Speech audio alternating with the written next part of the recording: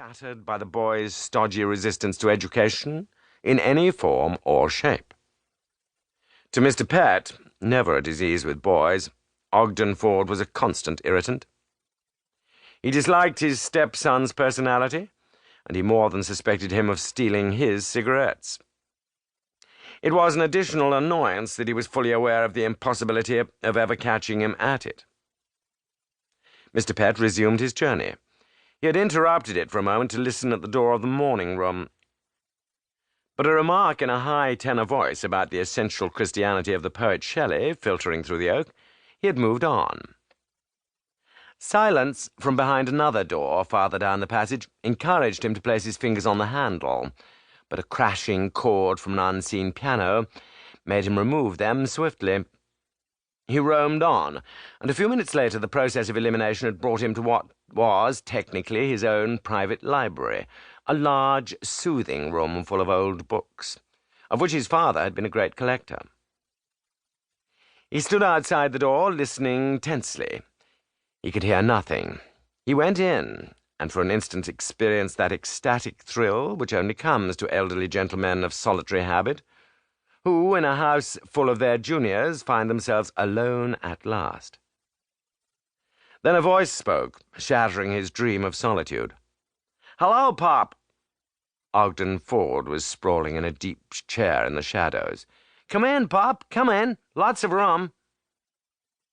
Mr. Pett stood in the doorway, regarding his stepson with a somber eye. He resented the boy's tone of easy patronage, all the harder to endure with philosophic calm at the present moment, from the fact that the latter was lounging in his favourite chair. Even from an aesthetic point of view, the sight of the bulging child offended him. Ogden Ford was round and blobby, and looked overfed. He had the plethoric habit of one to whom wholesome exercise is a stranger, and the sallow complexion of the confirmed candy fiend. Even now, a bare half-hour after breakfast, his jaws were moving with a rhythmical champing motion. "What are you eating, boy?"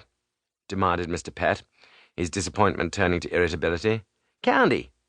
"I wish you would not eat candy all day." "Mother gave it to me," said Ogden simply. As he had anticipated, the shot silenced the enemy's battery. Mr. Pett grunted, but made no verbal comment. Ogden celebrated his victory by putting another piece of candy in his mouth. "Got a grouch this morning, haven't you, Pop?" "I will not be spoken to like that." "I thought you had," said his stepson complacently. "I can always tell. Don't see why you want to come picking on me, though. I've done nothing." Mr. Pett was sniffing suspiciously. "You've been smoking." "Me?" "Smoking cigarettes." "No, sir." "There are 2 butts in the ashtray."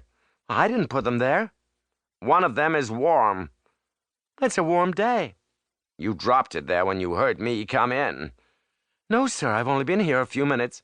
I guess one of the fellows was in here before me. They're always swiping your coffin nails. You ought to do something about it, Pop. You ought to assert yourself." A sense of helplessness came upon Mr. Pett. For the 1000th time he felt himself baffled by this calm, goggle-eyed boy, who treated him with such supercilious coolness. "You ought to be out in the open air this lovely morning," he said feebly. "All right, let's go for a walk. I will if you will." I have other things to do," said Mr. Pett, recoiling from the prospect. "Well, this fresh air stuff is overrated anyway. Where's the sense of having a home if you don't stop in it?" "When I was your age, I'd have been out in a morning like this, bowling my hoop." "And look at you now." "What do you mean?" "Martyr to lumbago." "I am not a martyr to lumbago," said Mr. Pett, who was touchy on the subject. "Well, have it your own way. All I know is—" "Never mind. I'm only saying what Mother—" "Be quiet." Ogden made further researches in the candy box. "Have some, Pop?" "No." "Quite right. Gotta be careful at your age." "What do you mean?" "Getting on, you know. Not so young as you used to be. Come in, Pop, if you're coming in. There's a draft from that door." Mr. Pett retired, fermenting.